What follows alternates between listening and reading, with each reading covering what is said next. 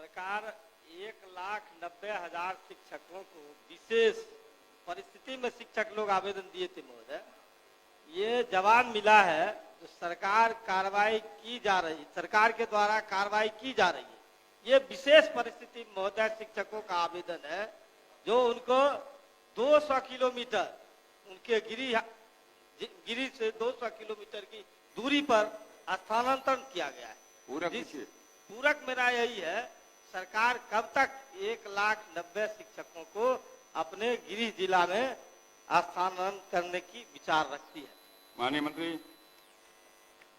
माननीय अध्यक्ष महोदय, सदन को बताना चाहेंगे कि सबसे पहले हम लोगों ने जो शिक्षक शिक्षिका स्वयं बीमार थे, गंभीर रोगों से ग्रस्त थे, कैंसर की बीमारी थी, वैसे 40 से ऊपर शिक्षक शिक्षिकाओं को उन्होंने जहां भी चाहा वहां हम लोगों ने उनकी पोस्टिंग कर दी। इसके अतिरिक्त जो 1,90,000 की बात है उससे कुछ ज़्यादा एप्लीकेशंस आए हैं, तो अगले 2 महीने में इसकी स्क्रूटनी करके निश्चित रूप से जो जिस जिले में जाने के इच्छुक है उसको हम लोग कर देंगे। वो नीति निर्धारण हम लोगों ने कर लिया है, तो जो जहाँ जाना चाहेंगे, लेकिन एक ही उसमें है कि कितनी वैकेंसी है, वैकेंसी पर भी निर्भर करेगा। इसलिए हम लोगों ने उसमें 10 उनसे मांगा है कि आप अपना चॉइस पोस्टिंग का 10 जगह बता दें, जिला बता दें, ताकि उसी के अनुरूप हम लोग पोस्टिंग कर दें। और इसका सॉफ्टवेयर करीब करीब तैयार हो गया है और वो मुख्यालय से ही हम लोग जो पोर्टल है उस पर जो पिटिशंस आए हैं उसके आधार पर हम लोग कर लेंगे। धन्यवाद महोदय। हमारा प्रश्न है, पोस्टिंग का विद्यालय हम मांगे, आप कह रहे हैं अनुमंडल। महोदय, विद्यालय के लिए हम लोगों ने किया है आवेदन, हमको किस विद्यालय में आप पोस्टिंग कर रहे हैं, क्योंकि विशेष परिस्थिति में हमने आवेदन किया है, हम बीमार हैं। साफ साफ महोदय जानकारी मिलनी चाहिए अध्यक्ष महोदय, आप कब तक जो विद्यालय हमने दिया है आप उसमें स्थानांतरित करने की बात करते हैं। माननीय अध्यक्ष महोदय, हम लोगों ने कहा जो नीति निर्धारण हम लोगों ने किया है उसमें सबसे पहले स्वयं जो शिक्षक शिक्षिका बीमार थे उनका कर दिया है। उसी तरह से जो अगर पति पत्नी भी शिक्षक है तो उनके इच्छा अनुसार हम लोग 7 पोस्टिंग करेंगे। और इसके अतिरिक्त जो हमने कहा कि जो जिला जिन्होंने मांगा है उसकी पोस्टिंग हम उसी जिले में करेंगे, लेकिन ये भी निर्भर करता है कि किस स्कूल में भी उन लोगों ने अपनी अपनी इच्छा व्यक्त की है, अपना ऑप्शंस दिया है, लेकिन वहाँ पर कितनी वैकेंसी है। अगर एक ही स्कूल में आप वैकेंसी अगर 10 है और वहाँ 20 लोगों ने दिया है तो उसके सेकंड चॉइस या थर्ड चॉइस में जाएगा। इसका सॉफ्टवेयर हम लोगों ने तैयार कर लिया है, तो उसी के अनुसार हम लोग अगले 2 महीने में इसको पूरा कर लेंगे। और अगर फिर भी कोई, बोलने दीजिए, अगर फिर भी कोई असंतुष्ट है अपने पोस्टिंग से तो हम लोगों ने डिस्ट्रिक्ट मजिस्ट्रेट की अध्यक्षता में कमेटी बनाई है और उसी तरह कमिश्नर जो डिवीजन में उनकी अध्यक्षता में, और अंतोगत्वा हम लोगों ने एक सेक्रेटरी के स्तर पर एक कमेटी मुख्यालय में बनाई है कि सारी प्रक्रिया पूरी हो जाने के बाद भी अगर किसी शिक्षक शिक्षिका को फिर भी शिकायत रह गई है तो अपना वो पिटिशन दे सकते हैं, कर देंगे।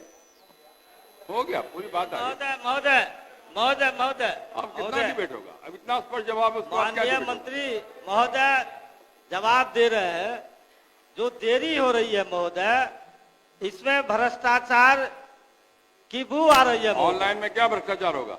ये हो रहा है महोदय, पहले हमको पहले स्थानांतरण बिना प्रमाण का आरोप नहीं लगाना, इसमें है महोदय, बिना प्रमाण का आरोप नहीं लगाइए।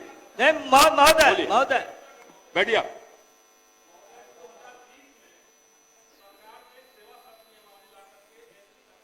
बात कही 21 में इसी सदन के अंदर सरकार ने लिखित में जवाब दिया कि 6ठे चरण की बहाली हो जाएगी तो हम स्थानांतरण करेंगे। 5 साल गुजर गए महोदय, 3 बार नोटिफिकेशन आ चुका है, आवेदन लिया जा चुका है और अब सरकार कह रही कि हम 40 लोगों का स्थानांतरण किए हैं।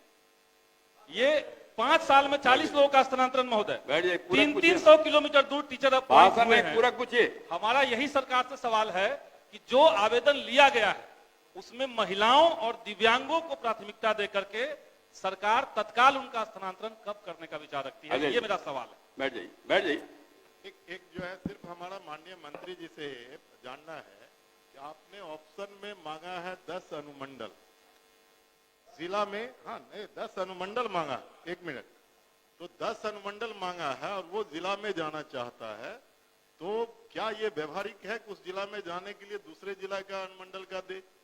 क्या इसमें संशोधन करके सरकार उसी जिला के विभिन्न स्कूल का नाम वो मांगने की विचार रखती है कि नहीं? माननीय मंत्री अब एक बार सब बता दीजिए। अध्यक्ष महोदय, हम लोगों ने यथासंभव जो नीति बनाई है उदार नीति है, और आपका जो सुझाव है, अगर सॉफ्टवेयर में कोई कमी होगी तो उसको हम लोग जरूर देख लेंगे, लेकिन हम लोग की इच्छा है, सरकार की इच्छा है कि यथासंभव जो शिक्षक शिक्षिका अपने जिले में जाना चाहते हैं वो वहाँ जाएंगे। तो अगर इसमें कोई कमी रह गई है तो उसको हम लोग सुधार भी करने के लिए तैयार हैं, लेकिन अब नहीं, अजय बाबू, अनुमंडल के जगह पर आप बोलने दीजिए ना, बोलने ठीक है, हम दीजिए। उसको अजय। देख लेंगे। श्री प्रेम शंकर प्रसाद, श्री प्रेम शंकर प्रसाद, पूरक पूछिए।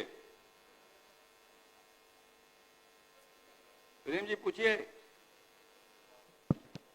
मेरा पूरक है मंत्री अध्यक्ष महोदय कि 3 वर्ष पहले बिल्डिंग बन चुका है, फिर भी इसमें उत्तर आया है कि उसमें टंकी, नल, वाटर पाइप, बिजली, वायरिंग, जबकि कई करोड़ का प्रोजेक्ट था।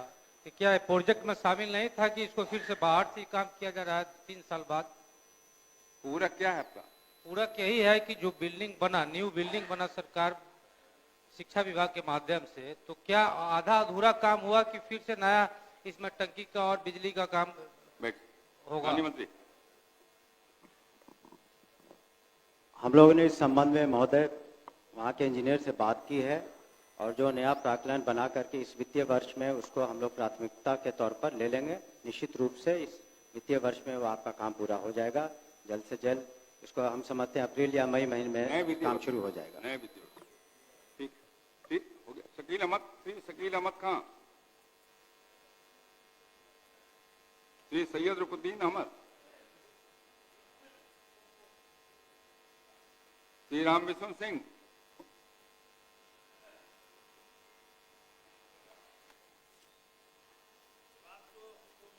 जी पूरक पूछिए। पूरक ये हमारा है अध्यक्ष महोदय कि ये मंत्री जी के ये विभाग से जवाब मिला है कि शैक्षणिक सत्र 24-25 में 28,353 बच्चों का एडमिशन करा लिया गया, लेकिन इन्होंने जिला की सूची नहीं बताया कि भोजपुर जिला में कितने प्राइवेट स्कूलें हैं और कितने को एडमिशन लेना है, और इसके भी बारे में नहीं बताया गया कि कौन कौन स्कूल में कितना एडमिशन हुआ है, कितने एससी और एसटी, ओबीसी। क्या पूछना चाहते हैं? पूरक पूछे ना। हम पूछना ये चाहते हैं कि ये 28,355 जो बच्चों को नामांकन हुआ है, किस किस विद्यालय में हुआ है और किस किस